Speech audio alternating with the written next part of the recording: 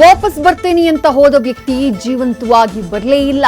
ಕಾರಲ್ಲಿ ಅನುಮಾನಾಸ್ಪದ ರೀತಿಯಲ್ಲಿ ಶವವಾಗಿ ಪತ್ತೆಯಾದ ನಾರಾಯಣಪ್ಪ ಹಣಕಾಸಿನ ವಿಚಾರಕ್ಕೆ ಕೊಲೆ ಮಾಡಿದ್ದಾರೆ ಅಂತ ಕುಟುಂಬದ ಆರೋಪ. ಎಲೆಕ್ಟ್ರಾನಿಕ್ ಸಿಟಿ ಬಳಿಯ ಮಣಿಪಾಲ್ ಕೌಂಟಿ ರಸ್ತೆಯಲ್ಲಿ ಘಟನೆ.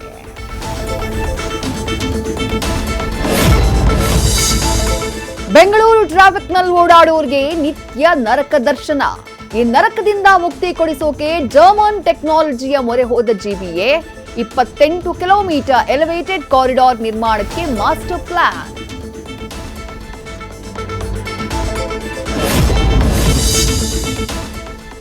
ಪ್ರಪಂಚದಲ್ಲಿ ದುಬಾರಿ ಪಿಲ್ಲರ್ ಸಿಗೋದೇ ಬೆಂಗಳೂರಲ್ಲಿ.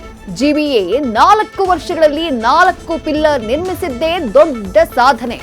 ಅವೈಜ್ಞಾನಿಕ ಕಾಮಗಾರಿ, ಆರ್ಆರ್ ನಗರದ ಜನರ ಕಿರಿಕಿರಿಗಿಲ್ಲ ಮುಕ್ತಿ.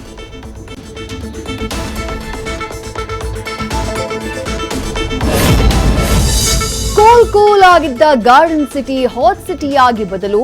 ದಿನೇ ದಿನೇ ಉಷ್ಣಾಂಶ ಏರಿಕೆಗೆ ನಗರವಾಸಿಗಳು ಕಂಗಾಲು. ಮುಂದೆ ಮತ್ತಷ್ಟು ಏರಿಕೆ ಸಾಧ್ಯತೆ ನಡುವೆ ವೈದ್ಯರಿಂದ ಹೀಟ್ ಸ್ಟ್ರೋಕ್ ಎಚ್ಚರಿಕೆ.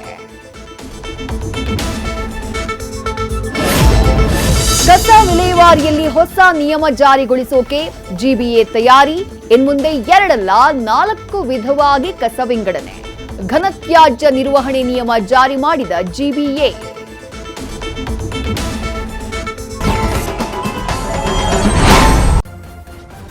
ನ್ಯೂಸ್ ಫಸ್ಟ್ ನಿರ್ಭೀತಿಯಿಂದ ನಿಮ್ಮ ಪರವಾಗಿ.